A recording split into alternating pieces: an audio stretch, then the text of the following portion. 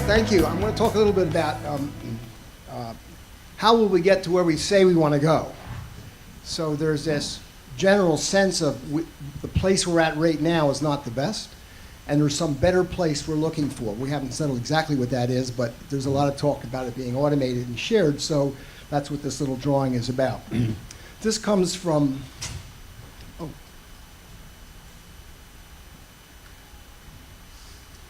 All right, skip right by that. So this comes from a book that's will be available in June, just published by myself and John Niles. So this is one little segment of that book. Sorry, it's one little segment of that book. And there's something really going crazy here. All right, so at this point, a lot of this conversation is about how do we get from the manual vehicles that we drive now toward more automated vehicles. And the issue is, do we go through from a stage from now where vehicles are manual to automated and then to shared? In other words, do we have to go through two changes or just through one? It turns out it's certainly an awful lot messier than just making those two simple steps.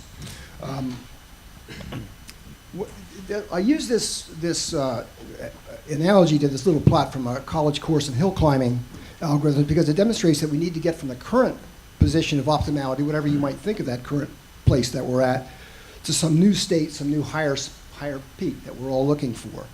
It shows that we need to get that things need to get a little bit worse before they get better. We need to go through a trough. We need to suffer through some new levels of congestion, most likely in sprawl. We've heard those comments earlier today. Then there's going to be some bizarre safety issues and concerns and debates throughout that as well. And this will demand some budgets for changes of infrastructure that we're not quite sure about. And those budgets many cities and regions don't have. Worse, in real life, we don't actually agree on where this better peak is. We've seen talks about people really loving to still keep cars, and there's also the indication that none of us will own cars. I'm not saying either one of those are the case. I'm just looking at, what does it mean? What does it mean to get to this new and better place? If you consider the route that we took to get from all horses to all cars, it was a long and tedious and circuitous and expensive, and has killed 3.7 million people in the United States since 1899. In fact, I've heard it estimated that we've killed more people by cars in the United States since 1899, since both world wars combined. Don't know if that number is accurate, but that has been quite an expensive route from the beginning of cars until where we are right now. Anyway, we still need to get there, and we need to get at least close to this optimal peak. So where we are now, and I'm not going to belabor this SAE thing, but I do want to say to the left of that dotted line there's really only incremental changes in technologies. So I'm going to talk about two markets. Market one, which is the human-assisted driving market. You own those vehicles. And that market two, which in this case is geofenced. This is what Alex Roy calls geoautonomy, and the first market one is the human-assisted driving in his earlier mentioned categorization. Fundamentally, market one is selling vehicles. Market two is selling rides. Market one is about oil and steel, and market two is about your attention. What we want to do is sell you a ride so we can have you consume other things while you're on that ride. That's why the market that Adam Jonas talks about is so big, is because it's more valuable to own 5 minutes of your mind than it is to move your body a mile. And that's where that extra value comes from.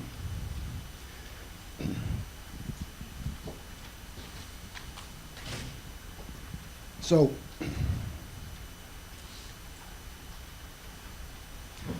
I want to look at three things. So from a human perspective, we have a car with a driver that can go anywhere, and a car without a driver that is geofenced, which of course is a robotaxi, or as Alan Kornhauser calls it, an A-taxi. If you want to own a vehicle, I call that market one, you will choose one that can drive whenever it becomes necessary. There are still safety issues since it will be far harder to stay attentive, but we're working on that problem. I don't know how successful we'll be at that. It's a very, very difficult problem. It's more difficult than the actual automation part itself.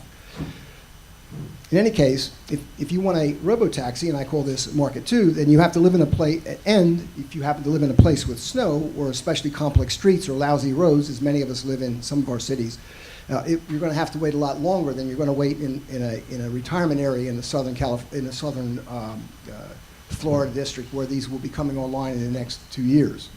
So in other words, there's a movement of these robotaxi systems from the south to the north, or from the non-snow up through the snow belt. So this won't all happen at the same time. There are certainly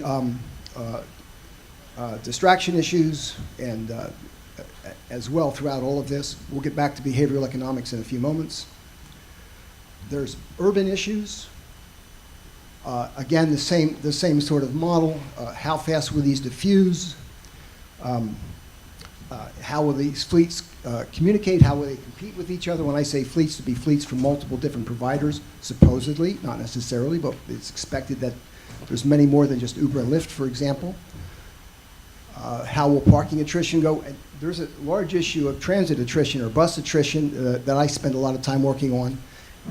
And if we move, as we lose our bus systems, which is I'm quite certain will happen, how will rail be sustained? You saw one of the plots that Sam just showed, where the ride-hailing was reducing transit, but it seemed to have a small uptake in rail usage. We're not sure how that will stick, how curb management be managed, and so on. Keep going the wrong direction. Sorry. Then, of course, there's the issue of how much sharing we'll do. If we want to ramp up sharing aggressively, then we need competing fleets to drive up service variety and drive down costs and wait time. People are not going to wait. People are not going to move out of their vehicles or give up owning a vehicle unless these services are really quite remarkable. They have to be a lot better than, I mean, not only do they have to be a lot better than bus and taxis are now, but they have to be even far better than Uber and Lyft is now to have a majority of people to give up owning a vehicle, or at least give up using it most of the time. Expect mixed traffic of non-automated and semi-automated and driverless vehicles to be costly in infrastructure and performance or dangerous. I talk about if the assumption is that we're all going to move to ACES vehicles. That was one of the things that Alex Roy was making fun of with those little pod cars, but if they're all going to be automated and shared and electric and so forth, that will not attract a majority of people. It certainly will not attract everyone. The expression CAFI, C-A-F-I, are convenient, affordable, fast, and instantly available. We need to get to a remarkable service level to have a majority of people stop owning their own vehicle. So here's where there's some new work that's been done by a university professor in Toronto. He talks about the diffusion model called ECAN. Now this is related structurally to what Everett Rogers has been doing for the last 50 years, but what this model is about is that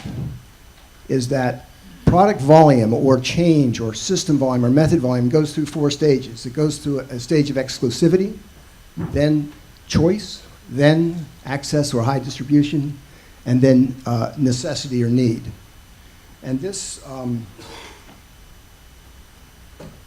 has been the case for, so basically what this does, what this model does, is that first you go through a level of status, as if you imagine the early vehicles, for example, then the product, or in the case of this talk, the vehicles, goes through a greater increased choices of models to choose from. And then there's fast followers, and then prices drop, and then finally we find we can't live without it. So we saw this with smartphones, went through all these stages.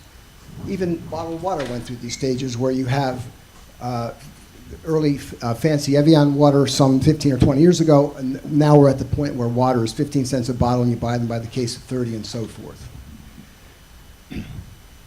How this ECAN has worked for the 20th century personal automobile. They were exclusive at first until Henry Ford came along and provided some degree of choice, and his competitors provide yet more of it. They became quite accessible after the First War. There, of course, was a break during the Second War. But after the Second War, they came to a level of need. I came from a family, grandfather, father, and myself. The idea of not needing a vehicle, your own personal car, wasn't even thinkable. We wouldn't even ask ourselves that question. We knew we needed those vehicles. So the question is now, what happens as we move to the 21st century personal automated vehicle? This is what we might, I'm calling Market 1, but it might be the, level 3, or the sort of vehicle that you can turn the system on or off at will. They have become somewhat available in sort of level 2 vehicles as of a couple of years ago. They're still exclusive in nature. They're expensive. In any case, these dates that I've listed are just made-up dates. They're probable or possible dates where there'll be considerably more choices by the mid-2020s. They will be rather accessible by the late 2020s or early 2030s. There'll be many models. They'll be more affordable and so forth. And at some point, maybe 2030, maybe after that, it'll become almost that you need one if you're in the business of wanting to own a vehicle. The same thing, the question is, where do the people, the users, the buyers for the beginning of the personal automated vehicle, where do they come from? Well, they come from the people that already own vehicles. Part of this is if you're a vehicle owner, user now, you are likely to be a vehicle owner, user in this new ECAN for the automated vehicle. Same problem is, or asking the same question to the market for the ECAN for the Market 2. These are ride buyers. It's the ride buyer market. So in other words, during that same period of time, because it's rolling out almost in parallel, where will these come from? At first, this will come from the current users of taxi, bus, car shares, TNCs, and so forth. What this means is that where the users will come from for robo-taxis and robo-shuttles will come from the people that are already buying rides.